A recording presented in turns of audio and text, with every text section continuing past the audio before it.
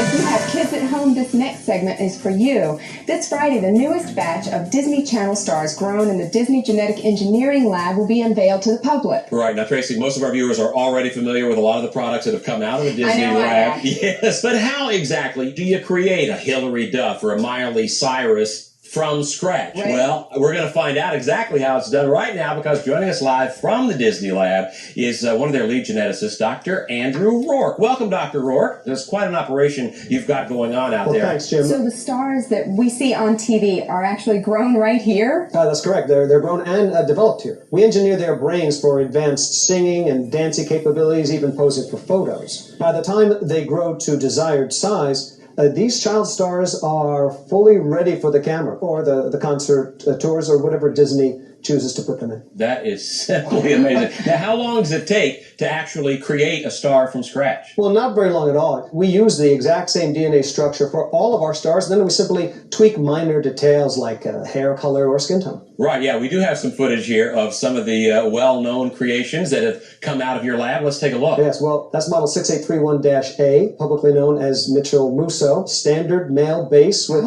type 3 skin pigmentation. Wow. And that's model 6831-B. We give him slightly thicker eyebrows and type 5 skin. Oh, so it's sort of like putting a puzzle together there. Exactly. Amazing. Okay.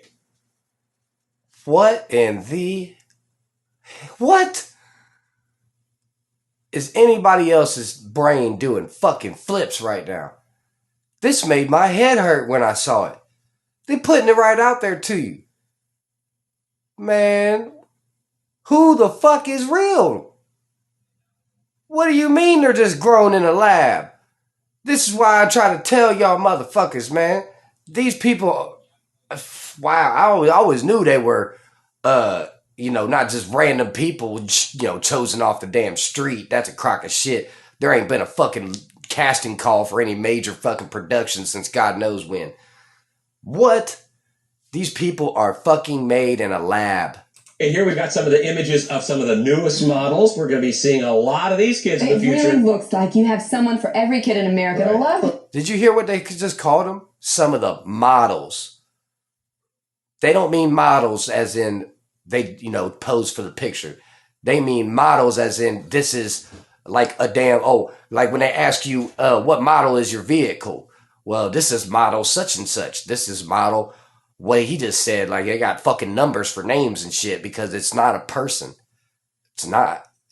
What in the fuck? Well, that's the idea, Tracy. Our writers find it very liberating. For example, our new model, Haley, is a singing, dancing, snowboarding, half Japanese, half Indian girl. Wow. Now, finding her in reality would be impossible. Right, but sounds like a surefire hit to me. Oh, now... You hear what he said?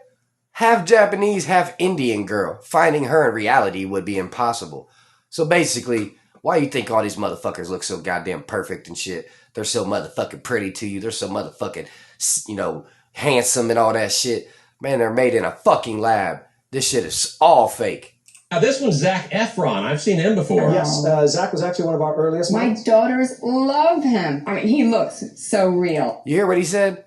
Zac Efron was one of our earliest models. What? So that tells you about when they started doing this type of shit. Early 2000s. Actually, I think we could have done a better job with Zac. He could show more human tendencies. If you look closely, you'll notice there's a certain deadness around the eyes. I do see that, yes. I'm sorry, it's hard for me to watch because all I see is all my mistakes. Yeah. Oh, he seems flawless to me. Well, he's holding up, but there was a bug in that first batch, and as a result, Zac's skin will soon begin to dissolve. No. What the fuck? He said there was a bug. So why do you think they be killing off these celebrities and shit? Because eventually their bodies will deteriorate because they're not fucking real. They got a goddamn shelf life. So they got to kill off the character. Oh, poor Zac Efron. All right. Well, it's simply amazing. Dr. Rourke, thank you so much for coming in and spending some of your morning with us. I can't wait to see some of the... Stars have a 5 to 10 year relevance expectancy. So because they're only going to be relevant for 5 to 10 years, they don't even bother using real people. Fuck real people. Dude, I'm done. I'm just done. Is anybody else's head hurt over this? These new creations popping out of the lab. I'm just lost. Y'all let me know what you think in the comments.